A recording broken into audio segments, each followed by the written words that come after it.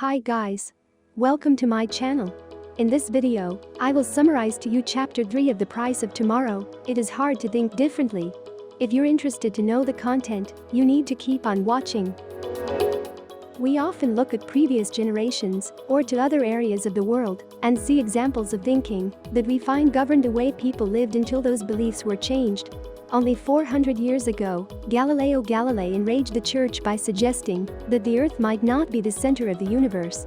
To populations without telescopes, it was hard to accept as it didn't match their every ground-level view of reality.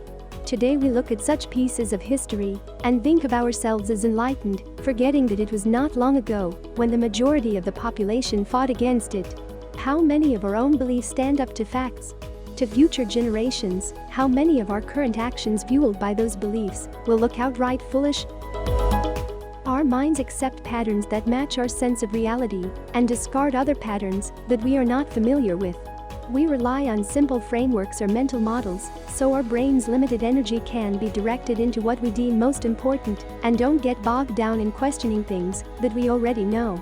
Think of all the things that you do on autopilot. You wake up, shower, brush your teeth, get dressed, have breakfast, and drive to the office, all without much active thinking required.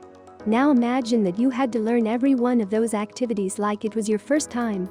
You would be exhausted before you left the house. The ability to learn and assimilate information frees up your brain to think about more important things. Deep thinking and learning are also taxing on our energy stores, and so we require simplification and reinforcement. Our mind, through repetition or emotion, learns things and then, having committed them to memory, rely on this information and often never question it again. As we saw with the 2008 financial meltdown, even top experts may not see big changes coming because they, too, are human beings with the same cognitive biases as all of us, thinking along established paths. System 1 is fast, quick decisions based on our intuition and influenced by emotions. System 2 is slower, more deliberate and thought out. When we use System 1, we are quick to rely on the narrative we believe, however flawed and not backed up by verifiable evidence.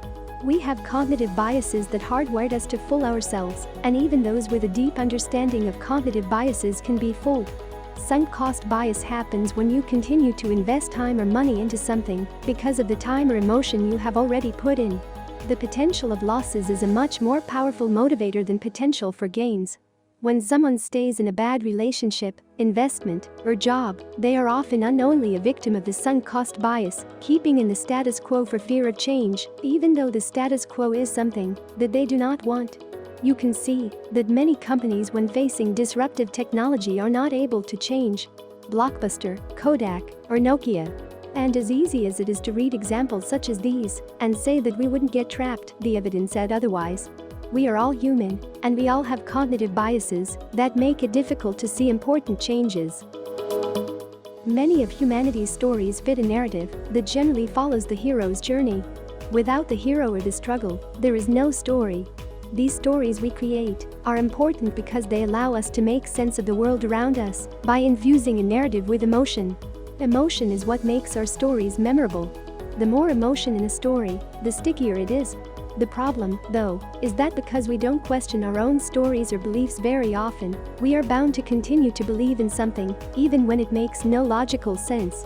And sometimes, faced with a challenge, but unwilling to deal with the real problem, we create a false villain and project the struggle on them. Instead of accepting the changes to our life we need to make to deal with a new world reality. With all of these narratives and biases making up our mental operating system, how can we tell if there are errors? Especially in a time when there is ever more information competing for our attention, attempting to influence our thoughts and actions? Fortunately, there are ways to overcome it.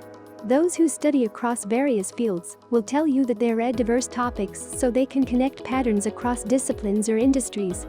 From this practice, they train their brain to recognize opportunity, seeing what worked in one place and applying it elsewhere.